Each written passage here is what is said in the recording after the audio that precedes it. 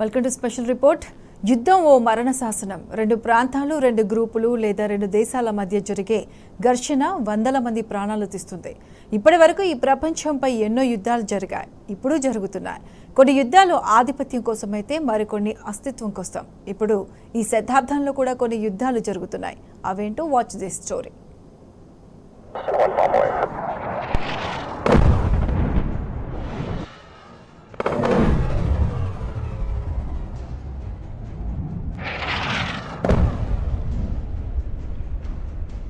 యుద్ధం ఈ మాట వింటేనే అందరిలో వణుకొస్తుంది. ఆస్తి, ప్రాణ నష్టమే కళ్ల ముందు కనిపిస్తుంది. ఏరులై పారుతున్న రక్తం, శవాల దిబ్బలు, కూలిన భవనాలు, గుండెలాగిపోయే బాంబుల మూతలు, ఇలా యుద్ధం మనిషిని కోలుకోలేకుండా చేస్తుంది. ముఖ్యంగా ఒక యుద్ధం దేశ ఆర్థిక వ్యవస్థను నాశనం చేయడంతో పాటు ప్రపంచ దేశాలను కలవరపెడుతోంది. ఈ శతాబ్దం ఆరంభంతో పోల్చుకుంటే ఇప్పుడు మరింత హింసాత్మకంగా మారుతున్నట్లు కనిపిస్తోంది. అక్టోబర్ 7 నుంచి వేల మరణాలకు కారణమైన ఇజ్రాయిల్ హమాస్ యుద్ధంతో పాటు 2024 ఫిబ్రవరికి 2 ఏళ్లు పూర్తి చేసుకోనున్న ఉక్రెయిన్ రష్యా దాడి, ఇలా ప్రస్తుతం పెద్ద ఎత్తున ప్రపంచంలో సాయుధ పోరాటాలు జరుగుతున్నాయి. Burkina Faso, Somalia, Sudan, Myanmar, Nigeria, సిరియాల్లో జరుగుతున్న యుద్ధాలు క్షణక్షణం ప్రాణభయాన్ని కలిగిస్తున్నాయి.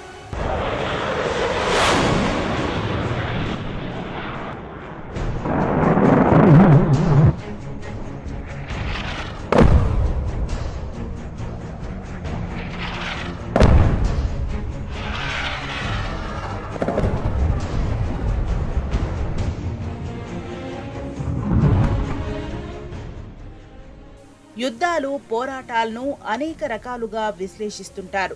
యుద్ధంలో జరిగే మరణాల సంఖ్యను ప్రామాణికంగా తీసుకొని యూసీడీపీ అనే అంతర్జాతీయ సంస్థ ఓ నివేదికను విడుదల చేస్తోంది. అందులో ఏడాది కాలంలో ఓ యుద్ధంలో 1000 మందికి పైగా మరణిస్తే దానిని కాన్ఫ్లిక్ట్ అంటారు. 2000 సంవత్సరం నుంచి చూస్తే 2022 నాటికి మరణాల సంఖ్య 400% పెరిగినట్టు తెలిపింది.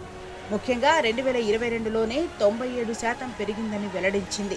1994లో రువాండా మారణ హోమం తర్వాత గతేడాదిని అత్యంత ఘోరమైనదిగా చరిత్రలో నిలుస్తోంది. రువాండాలో జరిగిన మారణ హోమంలో దాదాపు 2.5 లక్షల మంది ప్రజలు మరణించారు. ఇక 2022లో జరిగిన 2 హింసాత్మక యుద్ధాల్లో మరణాలు ఎక్కువగా చోటు చేసుకున్నట్టు తెలుస్తోంది. రష్యా ఉక్రెయిన్ యుద్ధంలో 81,000 మందికి పైగా ప్రాణాలు విడవగా, టిగ్రే పీపుల్స్ లిబరేషన్ ఫ్రంట్కు వ్యతిరేకంగా ఇథియోపియా ప్రభుత్వం జరిపిన చర్యల్లో 1,00,000 మందికి పైగా జనం మరణించారు. 2014లో ప్రారంభమైనప్పటి నుంచి యెమెన్ అంతర్యుద్ధంలో దాదాపు 3 లక్షల మంది చనిపోయినట్లు తెలుస్తోంది. ఈ అంతర్యుద్ధంలో అంతమయ్యే సూచనలు కనుచూపు మేరలో కనిపించడం లేదని సాక్షాత్తు ఐక్యరాజ్య సమితే చెప్పింది. యుఎన్ లెక్కల ప్రకారం యెమెన్లో సగం మరణాలకు సాయుధ పోరాటం ప్రత్యక్ష కారణమైతే, మిగిలిన సగం మరణాలకు ఆకలి, వ్యాధుల కారణంగా మరణించారు. ఇటు ఇజ్రాయిల్, గాజా మధ్య జరుగుతున్న యుద్ధంలో ఇప్పటి వరకు 15,000 మందికి పైగా మరణించినట్లు సమాచారం. మృతుల్లో ఎక్కువగా చిన్నారులు, మహిళలే ఉన్నారు. గాజాలో యుద్ధం ఇంకా ఎంతకాలం జరుగుతుందో, ఇంకెంతమంది మరణిస్తారో కాలమే సమాధానం చెప్పాలి.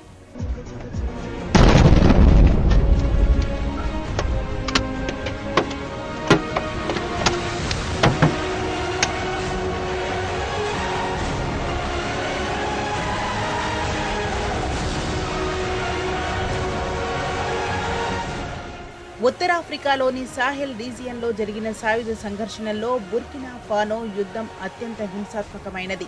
2016 నుంచి ప్రభుత్వ బలగాలకు, ఇస్లామిక్ తిరుగుబాటు సమూహాలకు మధ్య హింసాత్మక ఘర్షణలకు బుర్కినా ఫానో వేదికగా తెలుస్తోంది. ఇందులో Mauritania, Senegal, Mali, Burkina Faso, Niger, Nigeria, Chad, Sudan, Eritrea, Ethiopia దేశాల్లో దీని ప్రభావం చూపించింది. గతేడాది 2022లో జరిగిన యుద్ధంలో దాదాపు 1,500 మంది మరణించినట్టు తెలుస్తోంది. ఇటు సోమాలియాలో అంతర్యుద్ధం 1990 నుంచి మొదలైంది. 2000 సంవత్సరంలో తీవ్రమైంది. ఆఫ్రియా యూనియన్ మద్దతు ఉన్న ప్రభుత్వ బలగాలకు వ్యతిరేక పోరాటంలో ఆల్-ఖైదా మిత్రపక్షమైన ఆల్-షబాబ్ పుట్టుకతో ఈ అంతర్యుద్ధం తీవ్ర రూపం దాల్చింది. పాశ్చాత్య దేశాల మద్దతు ఉన్న సోమాలియా ప్రభుత్వాన్ని కూలదోసి అధికారాన్ని హస్తగతం చేసుకునేందుకు అల్ షబాబ్ ప్రయత్నిస్తోంది. అధికారంలోకి వచ్చి అక్కడ ఇస్లామిక్ చట్టం ప్రకారం పరిపాలించాలని అనుకుంటోంది. పిల్లలను బలవంతంగా తమ గ్రూపుల్లో చేర్చుకుని క్రూరంగా ప్రవర్తిస్తోందని హ్యూమన్ రైట్స్ వాచ్ అనే ఎన్జీఓ సంస్థ ఆరోపిస్తోంది. గతంతో పోలిస్తే సోమాలియాలో అల్ షబాబ్ హింస మరింత పెరిగినట్టు యూసీడీపీ నివేదిక చెబుతోంది.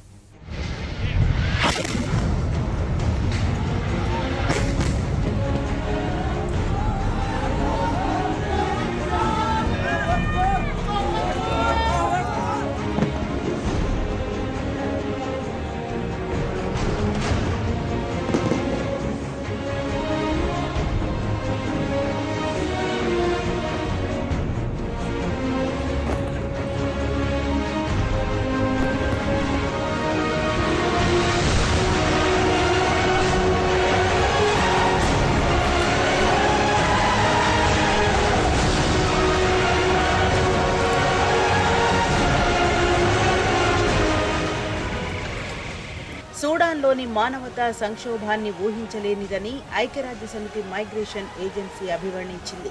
ఈ ఏడాది ఏప్రిల్లో యుద్ధం మొదలైనప్పటి నుంచి దాదాపు 60 లక్షల మంది ప్రజలు తమ ఇళ్లను విడిచిపెట్టాల్సి వచ్చింది. సూడాన్ మిలిటరీ బలగాలకు ప్రభుత్వాన్ని నియంత్రించడానికి ప్రయత్నిస్తున్న పారామిలిటరీ బృందానికి మధ్య 6 నెలల్లో జరిగిన ఈ ఘర్షణలో 9,000 మంది చనిపోయారని ఐక్యరాజ్యసమితి చెప్పింది. ఇటీవలి కాలంలో అత్యంత దారుణమైన మానవతా సంక్షోభాల్లో ఒకటిగా ఇది నిలుస్తోందని ఐక్యరాజ్యసమితి పేర్కొంది. ఐక్యరాజ్యసమితి మైగ్రేషన్ ఏజెన్సీ ప్రకారం ఈ పోరాటం కారణంగా 2.5 కోట్ల మంది అంటే దేశ జనాభాలో సగానికి పైగా మానవతా సహాయాన్ని అందుకునే స్థితిలోకి జారిపోయారు. విద్య, వైద్యం దారుణంగా దెబ్బతినడంతో పాటు దేశ ఆర్థిక పరిస్థితి మరింత దిగజారింది. 2021లో మియన్మార్లో మిలిటరీ తిరుగుబాటు కొత్త ప్రభుత్వానికి వ్యతిరేకంగా నిరసనకారుల అట్టుడికింది. ఈ ఘటనలతో ఆ దేశంలో దాదాపు 13,000 మందికి పైగా మరణించగా 15 లక్షల మంది నిరాశ్రయులుగా మారారు. ఇటు నైజీరియా, సిరియాల్లో అంతర్గత పోరాటాల వల్ల గతేడాది 1000 మంది మరణించినట్టు తెలుస్తోంది. 1960 నుంచి కొన్ని గ్రూపులతో నైజీరియాలో హింస జరుగుతూనే ఉంది. భూభాగాలపై నియంత్రణ కోసం ప్రభుత్వ బలగాలకు వివిధ రాష్ట్రాల్లోని రాడికల్ ఇస్లామిక్ గ్రూపుల మధ్య యుద్ధం జరుగుతోంది. ఇటు 2011 మార్చిలో అధ్యక్షుడు బషర్ అల్ అసద్ కు వ్యతిరేకంగా జరిగిన నిరసనలతో సిరియాలో అంతర్యుద్ధం మొదలైంది. తిరుగుబాటు గ్రూపులతో పాటు Russia, Türkiye, Qatar, Saudi Arabia, US వంటి విదేశీ శక్తులు కూడా అంతర్యుద్ధంలో మారణహోమానికి ఓ కారణమయ్యాయి.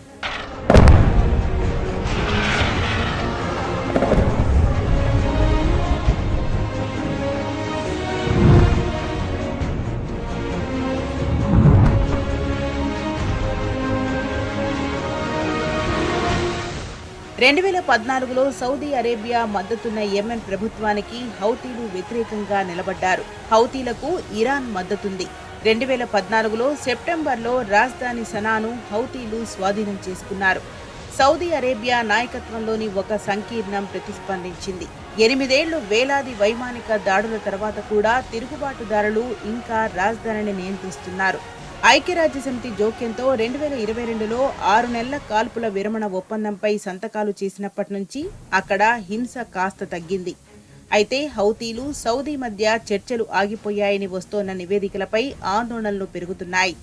దేశం మరింతగా చిన్నాభిన్నమైంది. ఈ విభజన కేవలం హౌతీ తిరుగుబాటుదారులు ప్రభుత్వానికే పరిమితం కాలేదు. అక్కడ యుఏఏ మద్దతుతో వేర్పాటువాద ఉద్యమం కూడా పుట్టింది. వివిధ కారణాలతో ఒక్కో దేశంలో జరుగుతున్న హింసతో ప్రజలు నరకయాతన అనుభవిస్తున్నారు. కళ్ల ముందే అయినవారు కన్నుమూస్తుండటంతో తల్లడిల్లిపోతున్నారు. ప్రాణాలు తీసే ఈ యుద్ధాలు ఎందుకంటూ నినదిస్తున్నారు.